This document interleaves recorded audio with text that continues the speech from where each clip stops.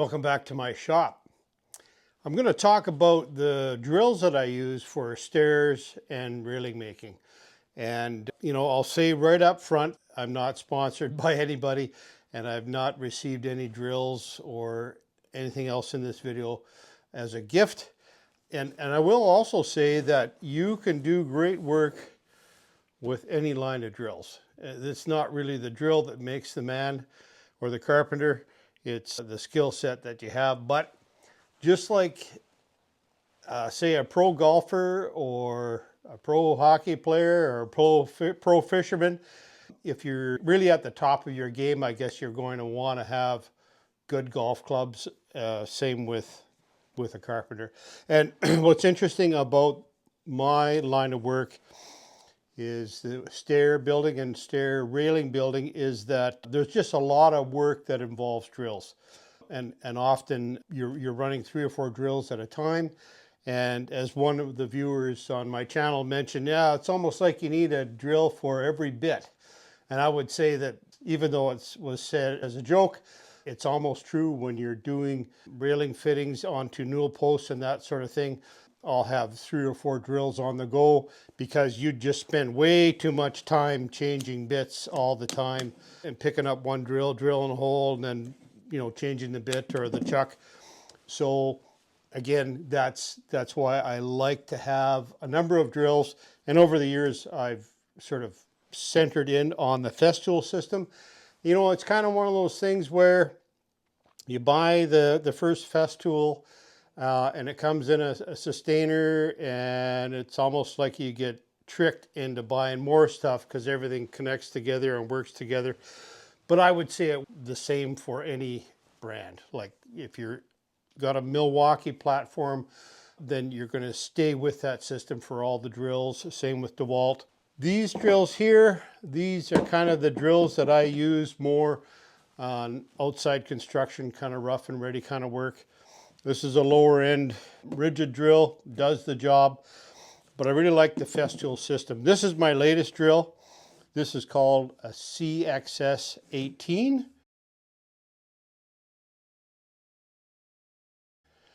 Not 100% sure what the letters mean, but I think it means extra small.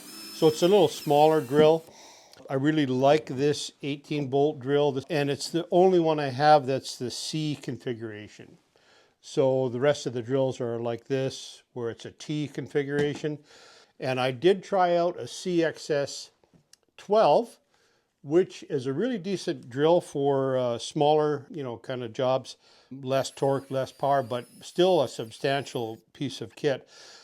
But I like the fact that I'm all in with the same battery platform, and that is something that you as a carpenter don't want to have 5 different types of batteries on the go.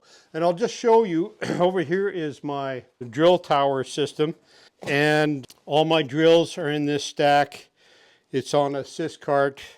That works really good for rolling around in the shop or at the job site. And you can actually use this little cart as a trolley. Say you're putting handles on a door or something, you can just sit on that thing while you're working. But all these fit together in a tower, and the top thing here is simply all my bits and other tools like so. So I've got that all in that little system, and lots of people will say, hey, what happens now if you need the bottom drill? You got to undo all these. No, you don't. My son actually showed me this. You just put your foot underneath the wheel and sort of tilt this back, and then I'll put my drill away, flip it like this, and turn it, and now it's all locked together. Now you can tell that I've got a bit of OCD because I don't like that. I like them having them all the same way. And that's just me, and I'm sure lots of finishing carpenters are the same way. And then if you do want to just take 1 or 2 drills out of the tower and take them to the job site for a small adjustment, you just flip like so,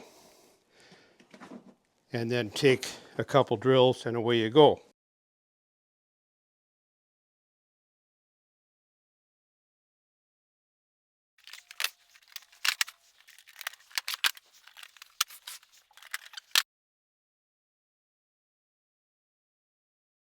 All right, so the first time I bought a Festool drill kit, I needed therapy after because I spent so much money on the kit. But this is the T18, which is a T-handle system.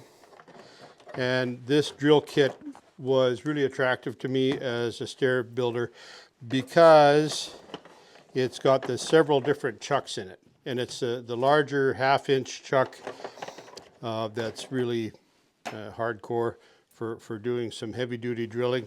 But this little right-angled truck is what myself and Alden, who's filming right now, would use to put stair treads into the bottom couple of treads on a staircase, where you actually have to crawl underneath the staircase, get in there like so, and it's amazing how well you can work like this with just, you know, like your first tread is literally going to be 7 inches or 7.5 inches off the floor, and this works really good.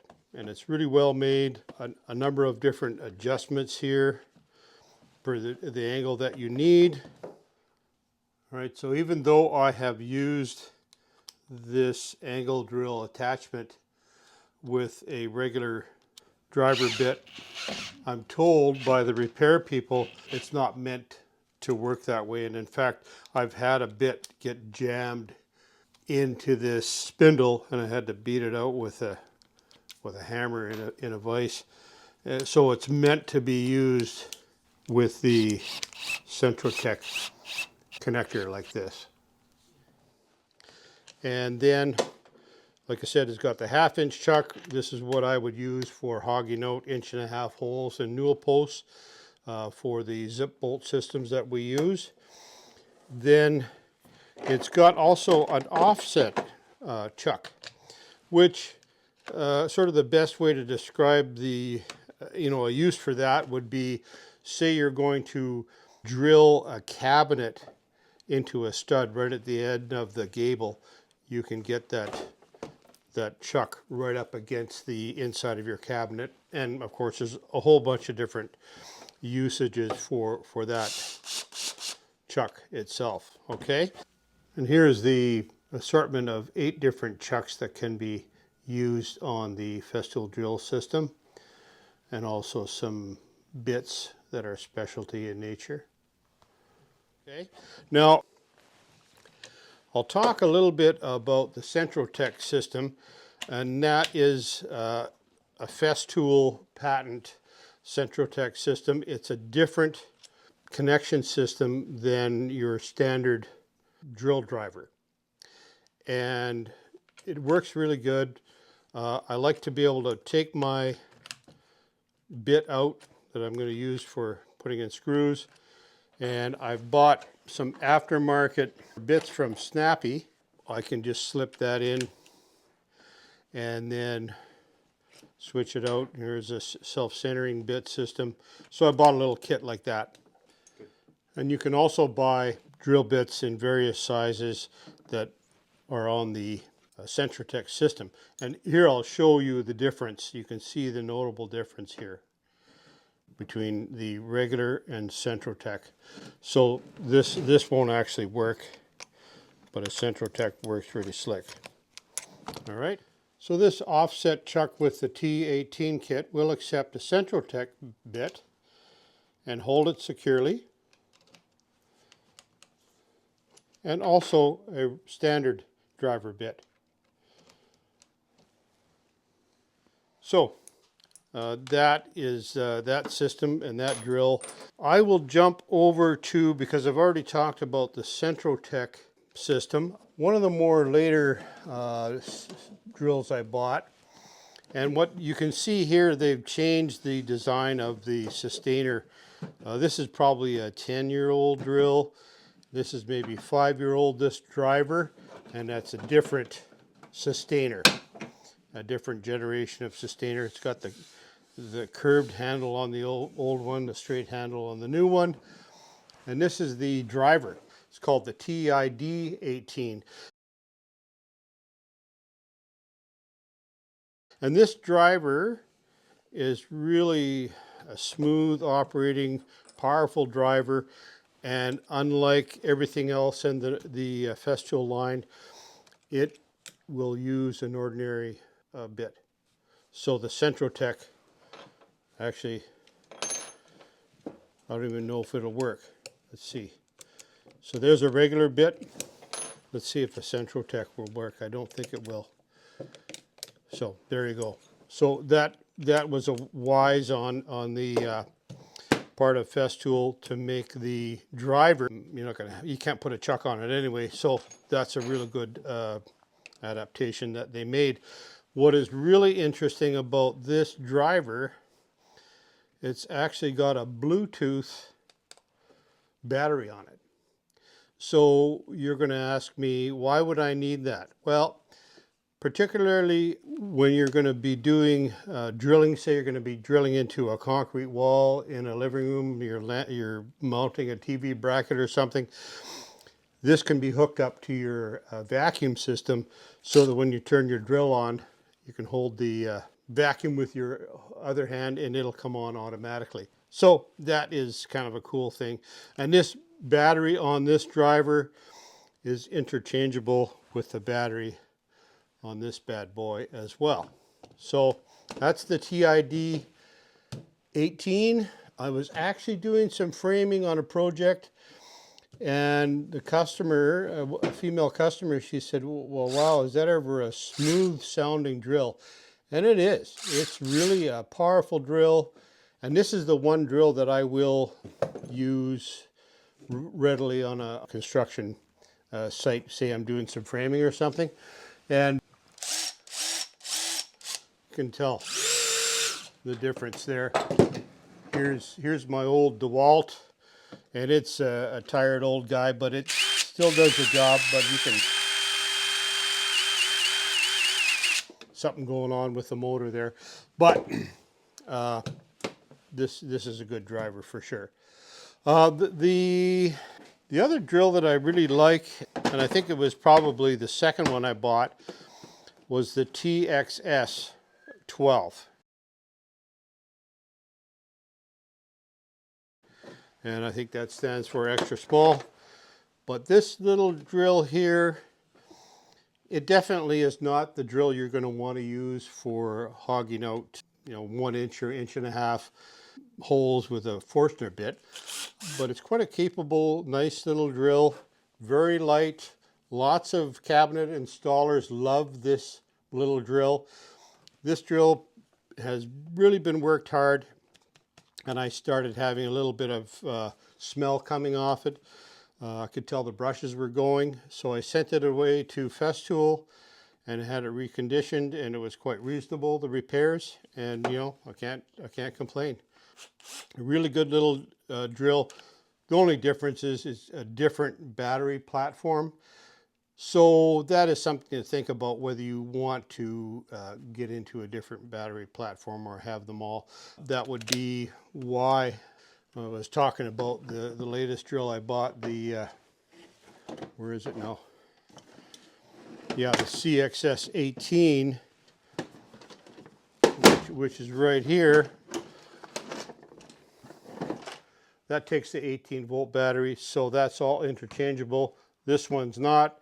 And then the CXS-12 that I mentioned already, it has a 12 volt battery and it's not interchangeable with this 18 volt drill. Yeah, what else do I want to talk about? Yeah, so now I mentioned that I had to have this small little drill reconditioned, but I should point out that it's still the original battery. And all these drills have been worked really hard. They're still all on the original batteries, and that is something to be said, because once those batteries go, then you're without a drill.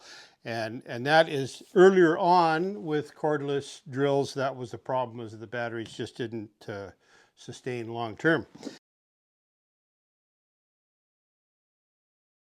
Now, I will mention also that these sustainers are all interchangeable, and I can hook the newer one on top of the old one, just like so.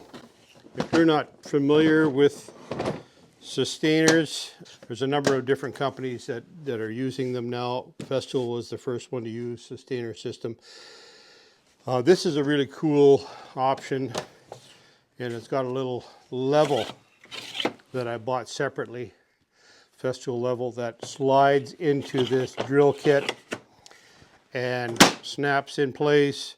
And up here I've got all my drill bits for finishing work, and I sort of carry some cabinet type screws and whatnot in here.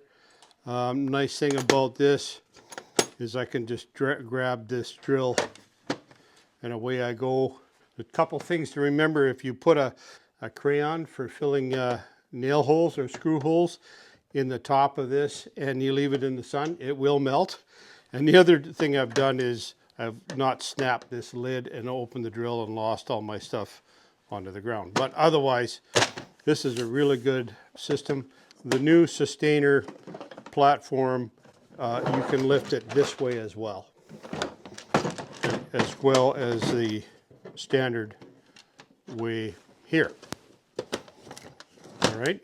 Now, just to point out, I can take these drills, put them on this sys cart, or put it on this larger cart, and I can load this up, and all the Festool tools, for example, I can take a router, I can put that into the pile, they'll all connect together, and away I go to a specific job, and I have every piece that I'm going to need. So that is a pretty cool system. And one of the attractions for running the Festool system with the carts and the sustainers is that, say you're working in an apartment building or something, doing some finishing, load that cart up, wheel it into the building, up you go in the elevator, and you've got everything you need, and you're not carrying cardboard boxes full of stuff, and you look really professional. So yeah, what else can I tell you?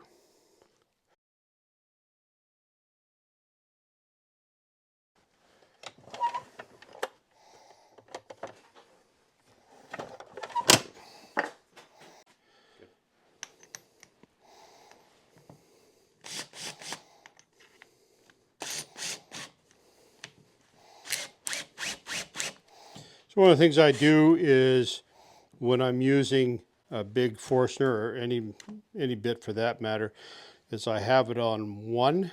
These drills have two different speeds. I have it on one so I have more torque to tighten down on that bit.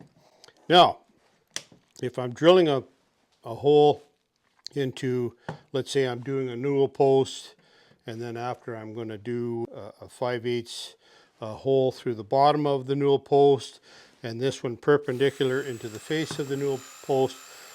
It's a real skill set to learn how to drill plumb and how to drill level and square to your material.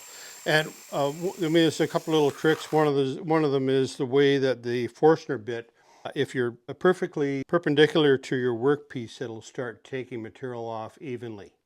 So anyway, that is sort of the secret to my work, is being able to drill accurately. And if you don't drill accurately, you're going to run into problems later on. Often I will have somebody eyeball it, like when Alden was working with me, he would eyeball it to make sure I'm going level. If you're an experienced carpenter and you're doing finishing work and you're doing good work, you got to learn how to operate the drill in such a way that you get precision joints. Now, I just learned this week that there's a new drill out called a roll box, and I saw it on the Ultimate Tools website there in BC. But that drill, I don't know what all it does, but it's around $1,600 Canadian. But I believe it's got a level system built into it, and I've always said that if a drill had a level system built into it, that would be really important for a carpenter. Now, I don't know much about that drill, so I won't talk too much about it. These in the kit are nowhere near $1,500. even with all the specialty chucks, you're less than 1,000. But a lot of critics will say, man, you're spending way too much on drills.